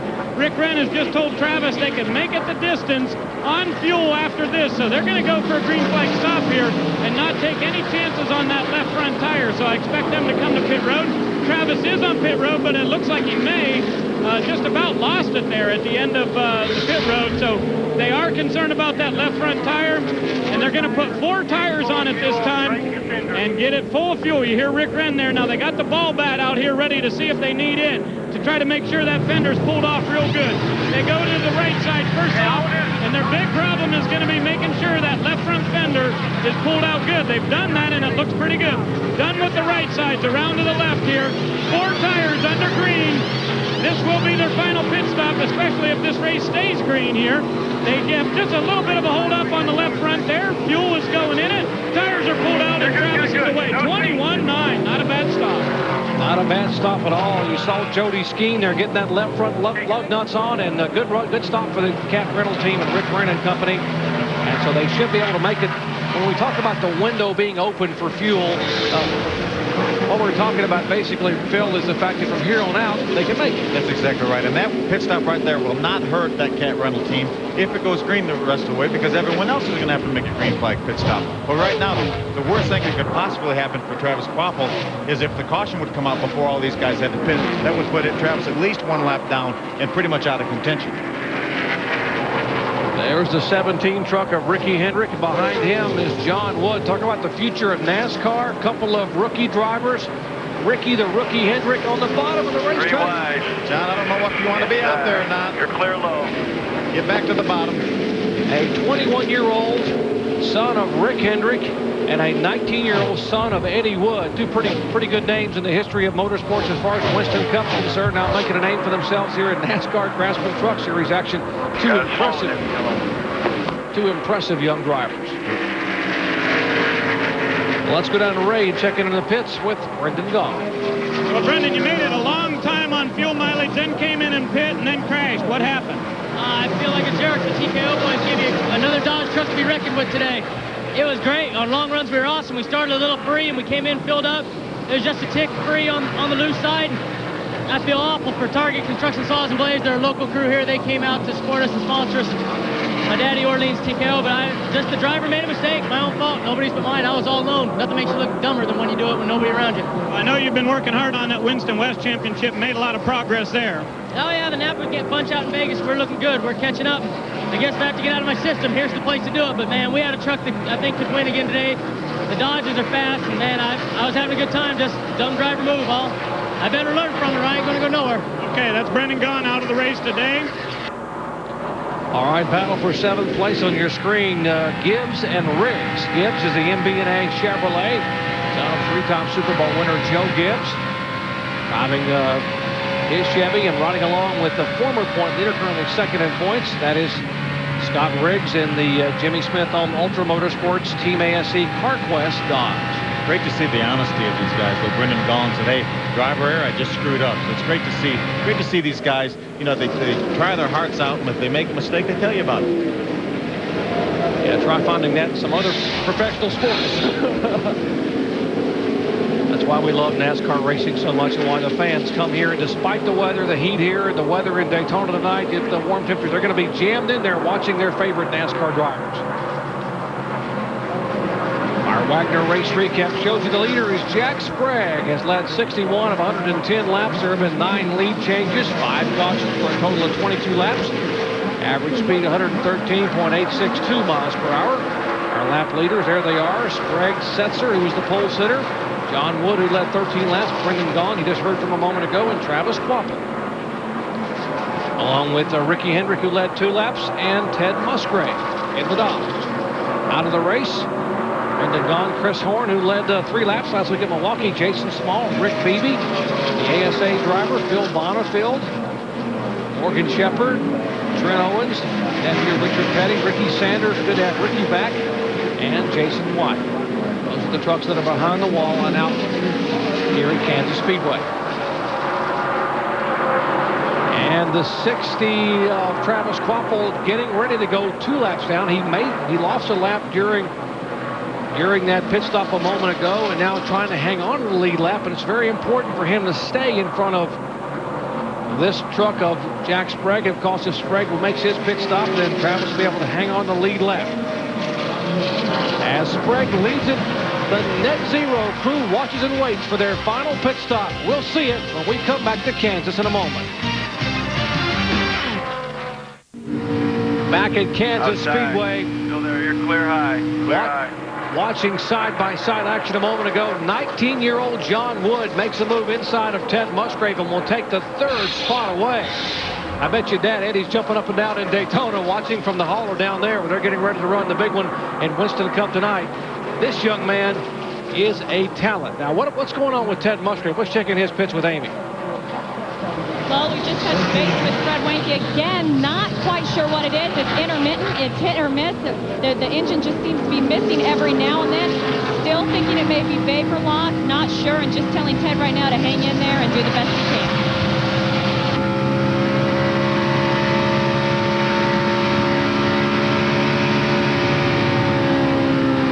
Tried to listen to the engine there to see if we could detect a miss, but naturally, probably when we're listening in, it's going to run fine. Sort of like when when you call the TV repairman, when he walks in the door, the TV's fine. He leaves and it's all bars and flipping and all that kind of good stuff. I've had that happen before. Cannot say enough about the job John Wood has done in this race.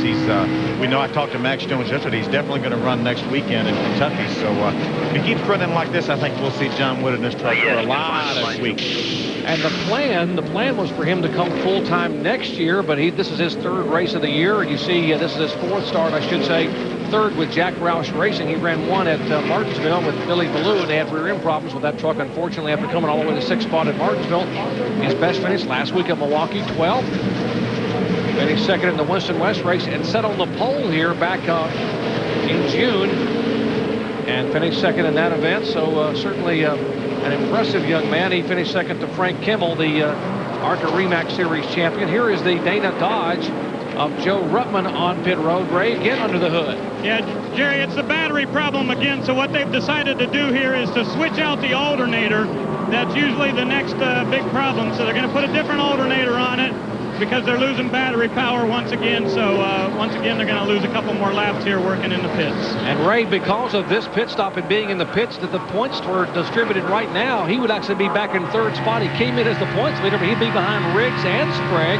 In 3rd spot, we're talking about Joe Ruttman. I'll tell you, changing an alternator is going to take an awfully long time. If the battery is good for 34 laps, I think they probably would have been better off to go ahead and change the battery again. Even though they know it's going to go dead, but change the battery again, because they can do that in a matter of 1 or 2 laps. An alternator, it may take as many as 10 laps. And you only got 45 laps to go, so maybe if you could squeak by, maybe you could save some extra time. But tough day for the Dana Dodge of Joe Ruttman here, coming in as the points leader, and now will be shown at least in 3rd spot and maybe even fall back more. You know, these guys can go very close to the end of the race. We know they're all going to have to pit again, obviously, other than Travis Quapple. But I wonder now the strategy. Are they going to change any tires? Or are they just going to get a little about 3 or 4 gallons of fuel? Well, that's going to be very interesting when we get towards the end of this race. Remember, some of these guys, including the leader, made 4 tire stops at their original pit stop and under the green flag. You see, we'll give you some speeds at the line, or the intervals at the line. You see there is Sprague, the leader. Ricky Hendrick back in 2nd spot. His teammates a little less than 5 seconds back. Then comes the 50 of John Wood. The 1 of Musgrave sets her the pole center. And the 75, the last truck on the lead lap, that is Billy Bigley having his best run of the year. Only 6 trucks right now on the lead lap. Really by virtue of that caution flag that came out while John Wood had not made his green flag pit stop yet. So that's what shuffled this field. And now there's only 6 trucks in the lead lap. Jack Sprague told me in the garage area on Thursday, this track reminds him a lot of a small Fontana, a small California. This is a 1.5 miles. California's a 2 mile. He said the transition into the corners here is so easy. It's such a sweeping racetrack. He said you don't even feel like you're entering the corner, but you just have to get in and just take your time and be very, very calm and smooth. And of course, you drove a truck. How did it feel to you? It felt really great. Again, it reminded me more of Las Vegas. How the track is really wide. The entrances, again, as Jack mentioned, the transitions are very smooth into and out of the corner. So it's a fun racetrack to drive. We talked about that at Pikes Peak, how it's a fun racetrack to drive. To me, this racetrack is the same way. Well, they took a little bit of 2 group side-by-side action from Pikes Peak. They took the draft from California. They took some of the best of a bunch of racetracks, and boy, what a job they did here. Our hats off to Grant Lynch and all the folks at ISC building an outstanding facility here at Kansas Speedway. For all the latest news and notes in the world of motorsports and for all the latest from the NASCAR Craftsman Truck Series, visit rpm.espn.com. Keyword NASCAR Trucks. That's rpm.espn.com and log on to NASCAR Trucks. Back with the finish here at Kansas in just a moment. Welcome back to Kansas Speedway, lap 129. The leader on for his final pit stop, coming down 55 miles an hour. Right to you, Amy East. Well, Jack Sprague was actually going to wait a couple more laps, but the fuel pressure gauge is indeed reading 0. Remember, Jack had some spittering some fuel issues earlier. He's now going to take 4 tires. They're going to give him right and left. Remember, in the Truck Series, they can do that on a green flag stop, and also 2 cans of fuel. As now Randy goes in for the 2nd can of fuel. An awesome stop so far, as he's now stalled it. Now, this happens when there's no fuel pressure, but he did get it refired, so they didn't have to use the ether, and Jack Sprague is out. Great pit stop for Dennis Conner crew. Corey Quick, the front tire changer, zipping around, getting that left front tire on. Great stop for the Net Zero team, under 20 seconds.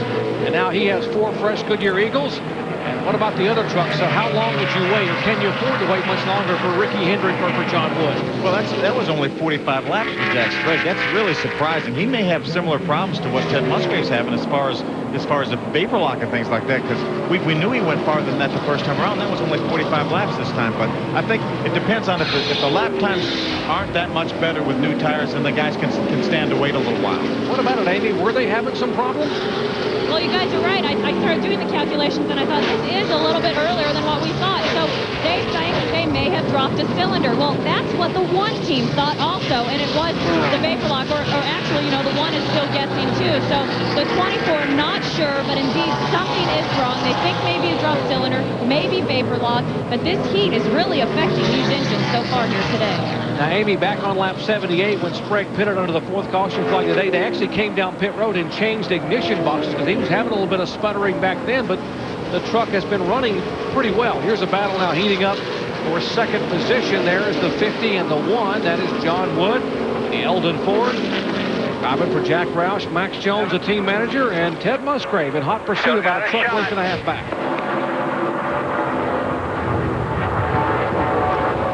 John Wood, after that earlier spin, has not had any problems whatsoever, doing a great job running ahead of Ted Musgrave. So that's a, that's a feather in his cap. Anytime you can run ahead of that one Mopar Dodge, then you've done your day's work.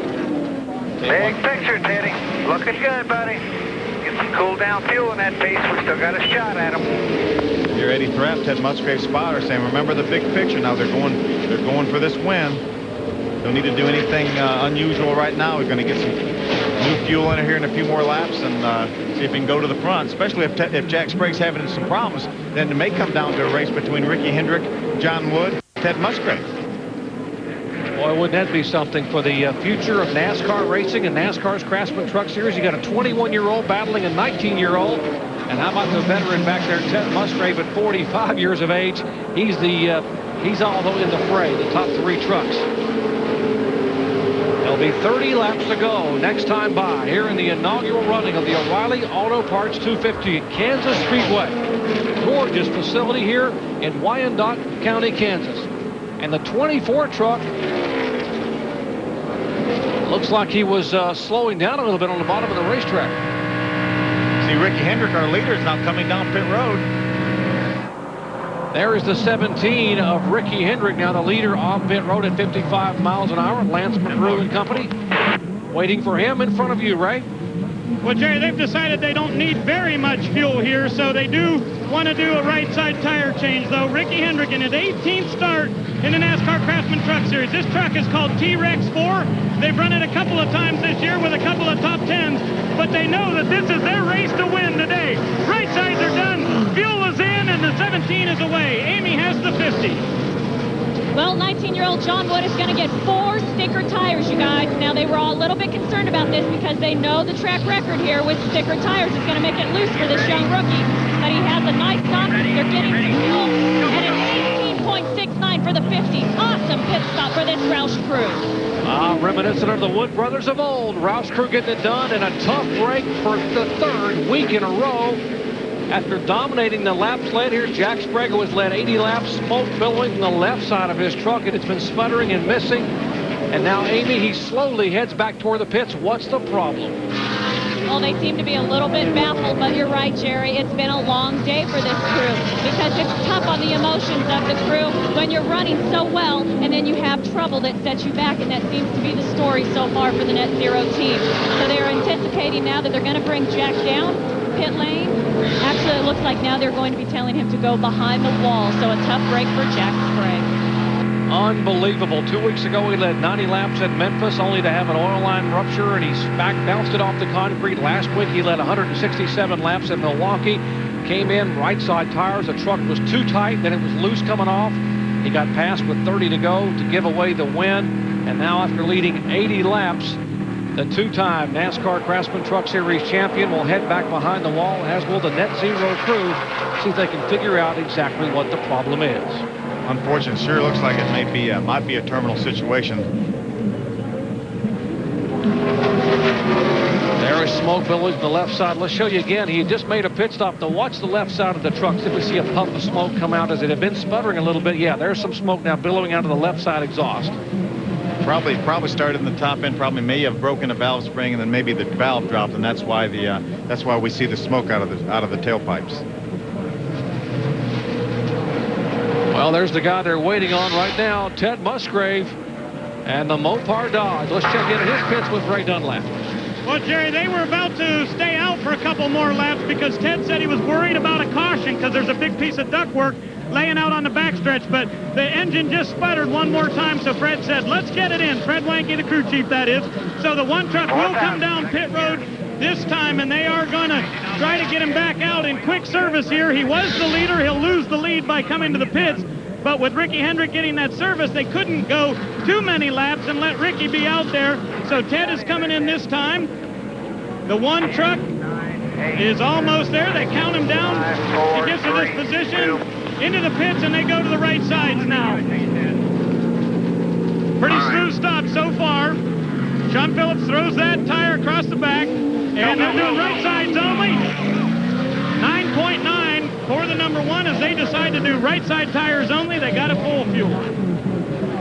And here comes Dennis Setzer, who was our leader and our pole sitter. Setzer had led 25 laps 3 different times for a total of 25 laps, and he heads down to you, Ray. They got the signboard out for him, Jerry. They keep the truck at pit road speed here. Dennis Setzer comes in. He has the first pit at the end of pit road. It will be right side tires for the Computer Associates number 46. And that looks like it's pretty smooth. They roll the backside tire across there. And I think they got to go with rights only. They do decide to do just that. 2 tires for Dennis Setzer. All right, just under 25 laps, making 24 laps to go here at Kansas Speedway. Here comes Billy Bigley down pit road in the Spears Manufacturing Chevrolet, as Mark Blessing and company will make their final stop. Bigley having his best run of the year. Let's take a look. Looks like fuel only and a chassis adjustment, Phil. We talked about earlier, would some of these guys gamble without tires? Just put a little bit of fuel in, a little quick pit stop, a little 4 or 5 second pit stop, and away he goes. Well, Bigley moves away, and there is Ricky Hendrick, one of the guys they're going to be chasing. The youngster rookie leading the way. His teammate, the 2-time champion, heads back to the truck. Tough day for Jack Sprague. I think I want the lead right now, and he has the lead. The veteran from Troy, Ohio. Oh, hang on. Oh, he got the lead, but he almost got the wall. Keep on the outside. Move on the inside. 3 abreast going through 1 2. Hewitt does it. After a 5-year absence, the USAC Coors Light Silver Bullet Series returns to Richmond, Virginia, the 3/4 mile Richmond International Raceway. Join Bob Jenkins, Larry Rice, and Gary Lee for all the action on the Dominics of New York 100 Sunday at 8 o'clock Eastern Time only on ESPN2. Let's get down to Ray Dunlap. But Jerry, Scott Riggs just radioed in and said the fuel pressure dropped down, so they decided they had to come in for a little splash of fuel. He was running in the top 5, hits the pit road, gets about 4 seconds worth of gas. And we have a spin out on the track, and I'm not sure if that'll bring out a yellow. Looks like it's Willie T. Ribbs in the number 8 Dodge. And no caution flag thus far, Ray. They're just showing the move over flag. Ribbs able to save it. All we got is left front. All we got left. Get back up there and fill it out, Willie. Take you a couple miles, see what you got. You're okay. We are 18 laps away from the checkered flag here at Kansas Speedway. And you heard the crew chief say all we got left's the left front, so we really can't do much for tires. They only get 4 sets here to keep the cost down in NASCAR Craftsman Truck Series. And not a good day at all for Bobby Hamilton Racing as we check in their pits now with Amy. Well, Joe Ruttman's been behind the wall here, and we were going to jump in there and chat with Joe, but they're actually right behind pit lane. They're now going to move him back into the garage area. And I did get a chance to talk to Joe, although we won't hear it directly from him, that their alternator had burned out and actually shut off everything in the truck, and that just kind of started a chain of problems for the 8-team Dana Dodge. So a tough day for Bobby Hamilton Racing. And quickly, I wanted everybody to know we tried to get Jack Sprague and get a quick word with him, but he was very frustrated. As we've said, it's tough emotionally for some of these drivers when you run so well, and then you have trouble like this, just 56 points out of the lead when he started this race. And Amy, for the third week in a row, Jack Sprague has been bitten by the gremlins, and so that's really got to be hot under the collar. It's not only 105 degrees in the garage here, it's probably about 155 in that uniform of Jack Sprague's right now, and you can't blame him. He has driven his heart out for 3 consecutive weeks. Well, without a doubt, you know, this was the third week in a row that Jack was the fastest truck in happy hour. And would you believe the fastest truck in happy hour has not won a race this season? All year long through 11 races. Now, how about a driver who is 21 years of age? He had been the youngest driver in NASCAR Craftsman Truck Series competition until John Wood came on at the age of 19. We're talking about Ricky Hendrick.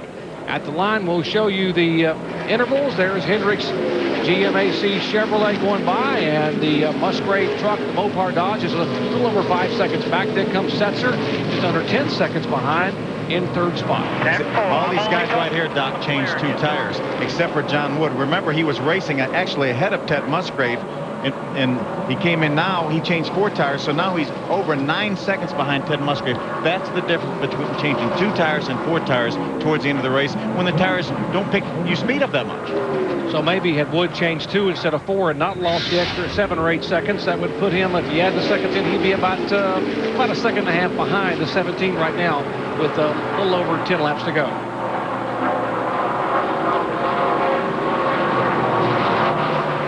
Well, Ricky Hendrick not only leading the race, but he's leading the Raybestos Rookie of the Year standings. Coming in here, he had an 8-point lead over Travis Quapple. Both these drivers pretty close. Both have been the top finishing rookie 5 times this year. Look at their points finish, 5th and 6th. Points position, 5th and 6th coming in here. The average finish, neither one of them had won, and it was a toss-up as to which one of these drivers would get the win first. The Quapples have 2 runner-up finishes this year, and Ricky Hendrick began the year with a runner-up finish at Daytona. But Ricky Hendrick was leading at Daytona in an ARCA race early in the year. They had a restart. He spun the tires and didn't win it. I'm sure he remembers that now. He'll be very careful these final laps. Back with the finish in a moment.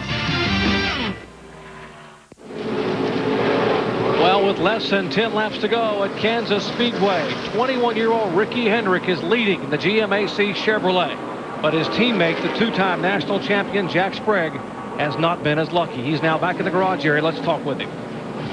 Well, I told you guys I tried to get Jack Sprague, and Jack, we're happy that you've come out and talked to us. Obviously a very emotionally frustrating day for you. Blew up. Same old stuff. I don't know.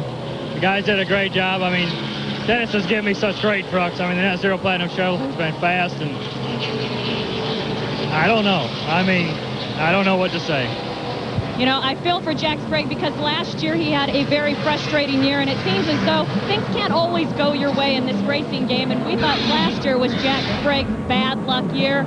It seems as though he has won once this year. It's carrying over slightly to this 2001 season. And you talk about missed opportunities. He came into this day 53 laps behind the second place, 59 out of the points lead. And if that thing had just finished today, he possibly could have gone out of here as the points leader. That's exactly right. Tough break for Jack Sprague. But, you know, he's been good all year long, and he's just had tough break after tough break.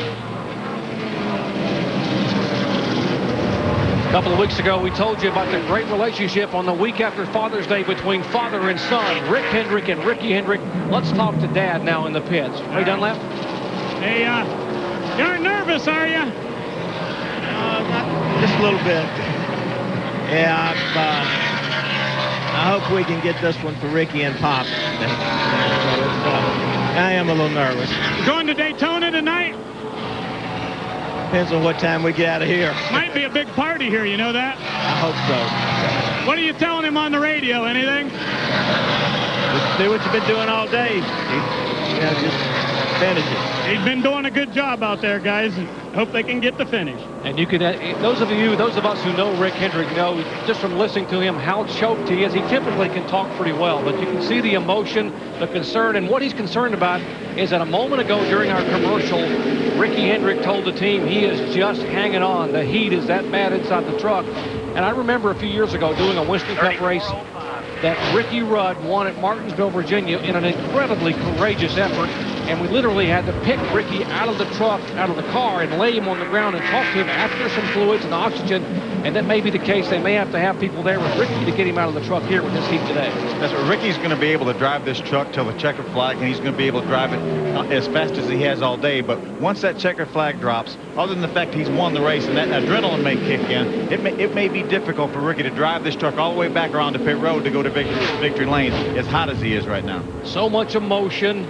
You know, I got to believe that Ricky Hendrick, I sat with Ricky Hendrick 2 weeks ago at their shop and talked to him for quite a while, then talked to his dad for quite a while. We had that emotional piece of father and son, and Ricky said, you know, my dad has been a major part of me, but Papa Joe, you heard Rick Hendrick say Papa Joe, that's his dad, who underwent heart surgery, had a valve replacement in Charlotte. Free to go, nice and smooth, you got plenty of lead. 2 weeks ago, he's the man who shepherded this whole program. He took his grandson under his wing and let him run late model stock cars and watched him through Legends cars and Bandoleros down at Humpy Wheeler's place at Lowe's Motor Speedway.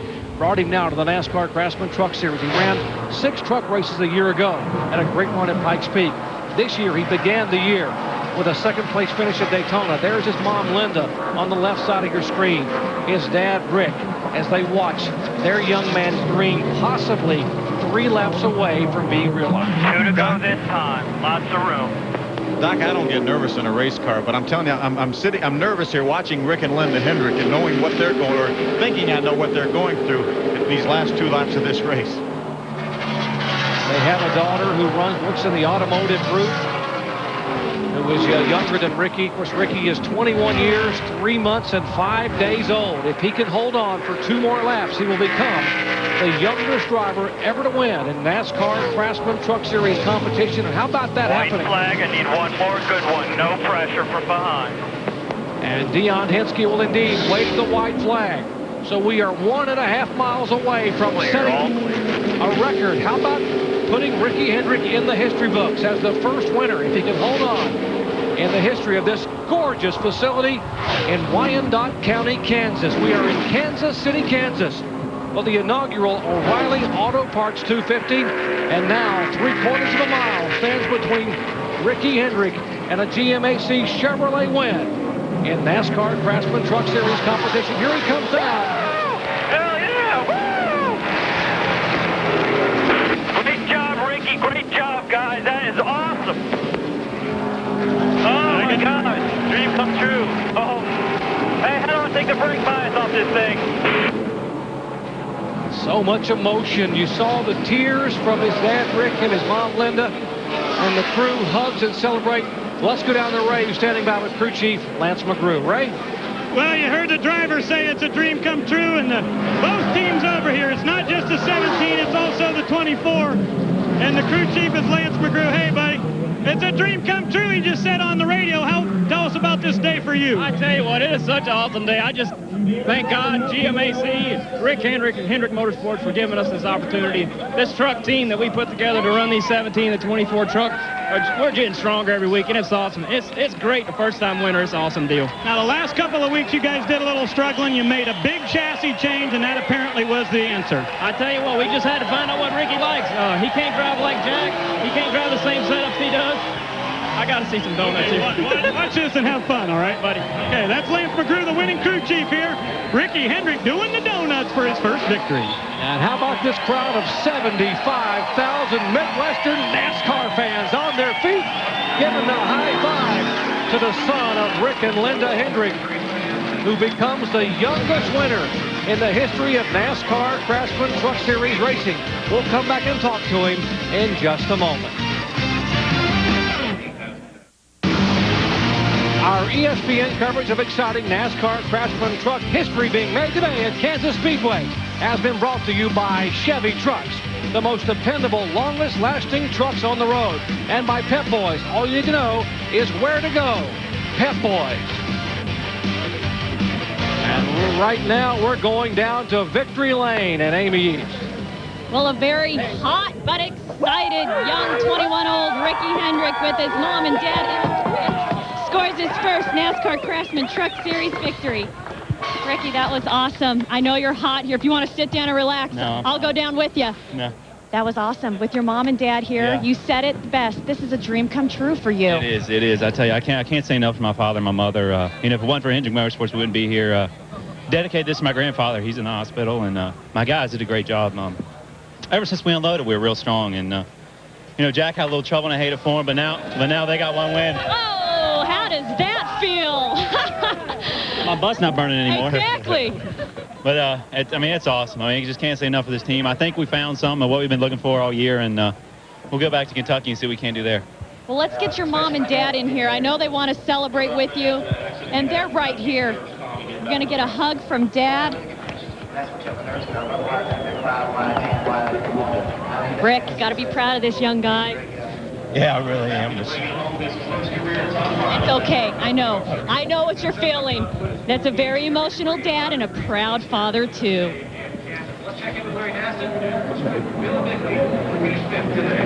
Well, I don't know what you can say, folks, but just take a look at the emotion. Tears out of mom and dad. And Ricky Hendrick down there in victory lane becomes the 7th different winner this year. Take a look at the results unofficially. 6 trucks finish on the lead lap, led by Ricky Hendrick. Travis Quaffle, the final truck, finishing on the lead lap. And there's the top 15. Look at the 16 through 20. What an emotional day here at Kansas Speedway. Career best finishes for John Wood, Billy Bigley back in 4th and 5th. I'll tell you, great emotion. You know, Rick Hendricks won a lot of races, won a lot of championships, but I wonder if this was the most satisfying, gratifying win of his career. Well, his drivers, Jerry Nadeau and Jeff Gordon and Terry Labonte, have given him a lot of reasons to smile over the years, but nothing like today. I can imagine halfway in the season, Scott Riggs back atop the point standings, 49 points over Joe Ruttman, Jack Sprague, 95 back, Musgrave, and then Ricky Hendrick, our 7th winner of the year, back in 5th position. Next week, Kentucky Speedway from Sparta, Kentucky to Kroger, 225. For Phil Parsons, Ray Dunlap, and Amy East, I'm Jerry Punch. Once again, congratulating Ricky Hendrick on his win in today's inaugural O'Reilly 250. Remember, next week, Bluegrass State NASCAR Craftsman Trucks at Kentucky. This has been a presentation of ESPN, the worldwide leader in sports.